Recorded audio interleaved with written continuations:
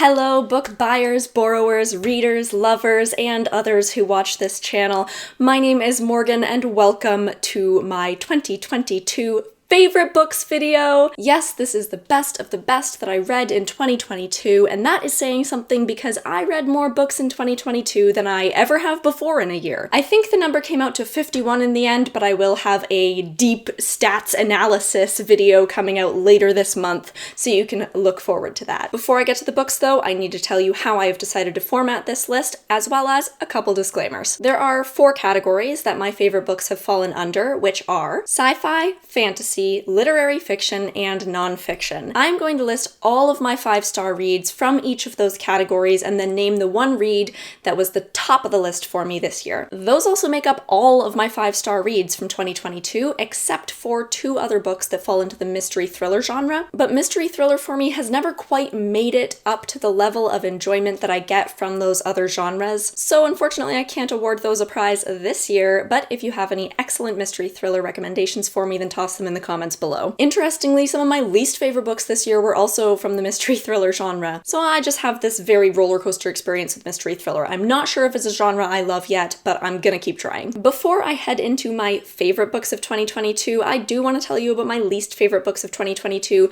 as well as some runner-ups that impacted me deeply but didn't quite make the list this year. And before I get into any of that, let me first give you a couple disclaimers. First of all, my star rating system is totally unique to me. I only rate things based on my level of enjoyment of reading the book. So this rating essentially means nothing about whether you will like it or not, unless you've been watching my channel for a while and you know that you like similar books to me. We all have different reading tastes. If you loved the books that I hated, or if you hated the books that I love, that's very cool. I love how we're all different. You'll want to stick around to the end of this video as well, because I'm going to name the #1 book that just surpassed all of my expectations this year, that changed my entire life.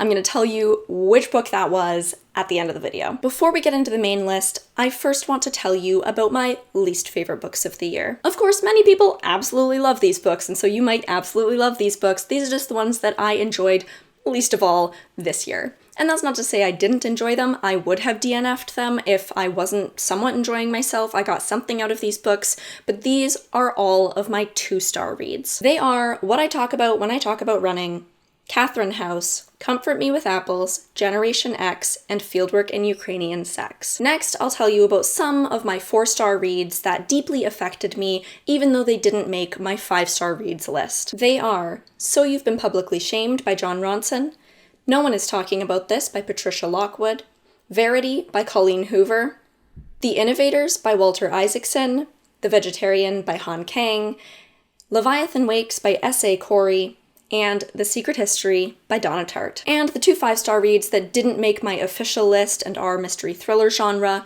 were The Man Who Died Twice, a Thursday Murder Club mystery by Richard Osman, and Razorblade Tears by S.A. Cosby. Now, without further ado, let's get into my favorite books of 2022. The nominees for the non-fiction book category. They are Daring Greatly by Brené Brown, Stylish Academic Writing by Helen Sword, and Several Short Sentences About Writing by Verlyn Klinkenborg. And the best nonfiction book I read this year goes to Daring Greatly by Brené Brown. I read this book shortly after my note-taking video went viral, and Brené Brown wrote this book shortly after her TED Talk went viral, so I think I was in a similar headspace to her when she wrote the book, and as such, her musings on shame as a researcher on the topic were hugely influential to me. They made me stop caring what the haters say and start caring about what people closest to me think about my work, which has helped me overcome perfectionism and imposter syndrome.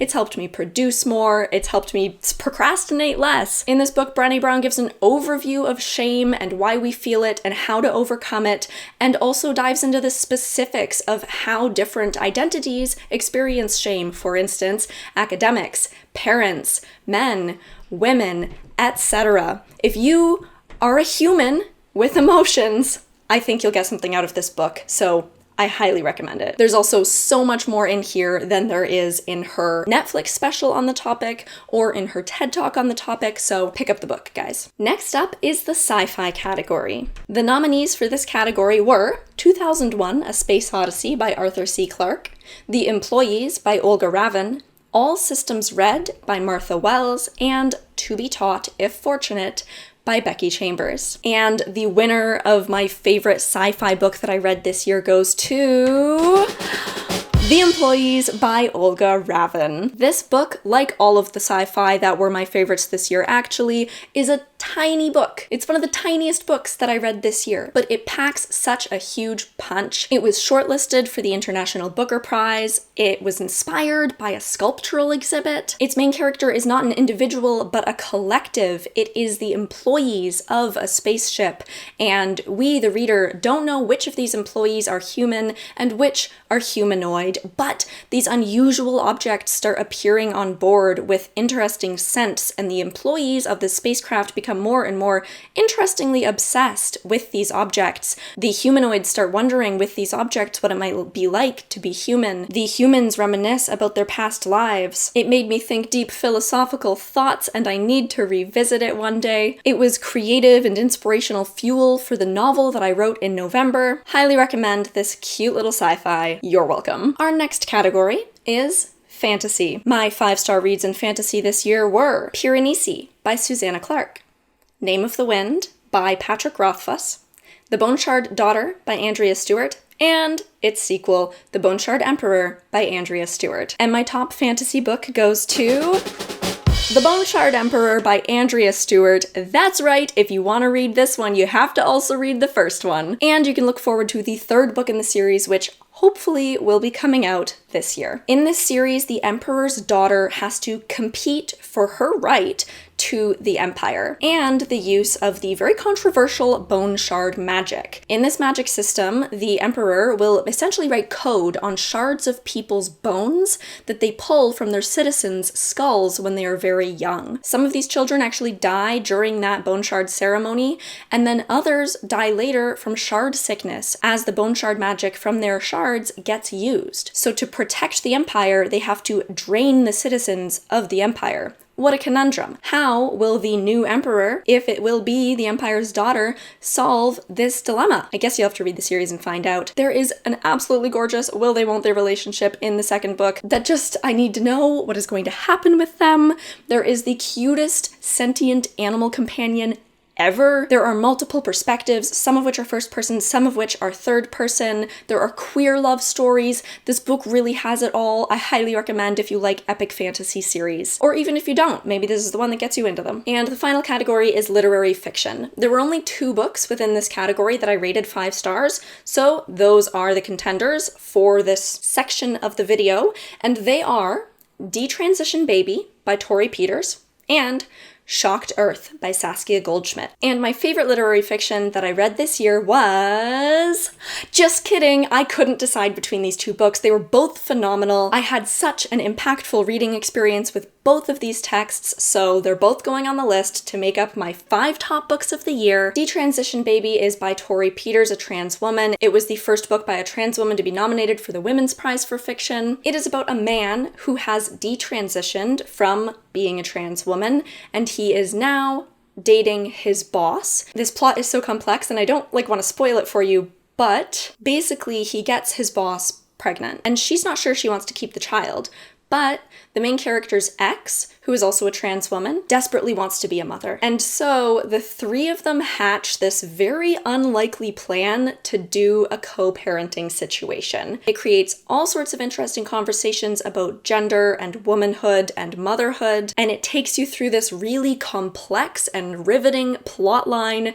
I highly recommend this book. I would say that this is the book that kind of converted me onto literary fiction, because for the most part, I'm a genre fiction girl. And Shocked Earth by Saskia Goldschmidt, it's set in Groningen, an area of the Netherlands, farmland, really. Hello, Editing Morgan here. I really messed up my explanation of this book when I was filming, so I wanted to correct that. Basically, in 1959, there was a gas field discovered in Groningen, and it is one of the biggest gas fields in the world, so they started doing gas extraction there. But then by the 90s, there were also earthquakes in the area because of this, but the gas companies and the government would not acknowledge that those earthquakes were caused by the gas extraction and were devastating the local farmers and citizens. And the citizens tried to get support from the government from the companies and they wouldn't provide that support. And that is the very real world drama that is playing out throughout Shocked Earth. But really it tells the story of just one family. It's a mother, a daughter, and a grandfather. The mother and daughter have a dispute between them about how they should run the farm. The mother doesn't really feel like a farmer and wished that she did something else with her life, but she's really holding on to the family tradition of it all, whereas the daughter really feels like a farmer and she really wants to move to more sustainable farming practices. And so the book is sort of about how the gas extraction sort of slowly changes minds and the characters' approach to the earth and their practice. And there's also such beautiful descriptions of the land itself. Because Goldschmidt actually wrote the book in Groningen, she realized that she could not write this story unless she was on the land experiencing it for herself. So this is another great book that I think you should pick up. And now, out of these top 5 books, which is the one book that rocked my world the most? I think you can maybe tell from the way that I spoke about them already, but here it is. Let her take the stage, Miss Brené Brown with Daring Greatly. When we stop caring what people think, we lose our capacity for connection. When we become defined by what people think, we lose our willingness to be vulnerable. If we dismiss all the criticism, we lose out on important feedback. But if we subject ourselves to hatefulness, our spirits get crushed. It's a tightrope. Shame resilience is the balance bar, and the safety net below is the 1 or 2 people in our lives who can help us reality check the criticism and cynicism. Thank you so much, Brené, for changing my life this year. Those are all of my top picks for my 2022 reading year. My stats video will come out later this month, I hope. Let's see what's in store for 2023. I hope this video gave you a recommendation for your 2023 reading year. If it did, let me know in the comments section below. I've actually recently started, when people recommend me a book in the comments section, I will go put it into my Obsidian and save that in a to-read list. So I am hearing your book recommendations, and you may see them on the channel later this year or sometime in the future. Thank you so much for watching, everybody. Thank you for reading books. It's just a good thing to do, and I'll see you in another video soon. Bye!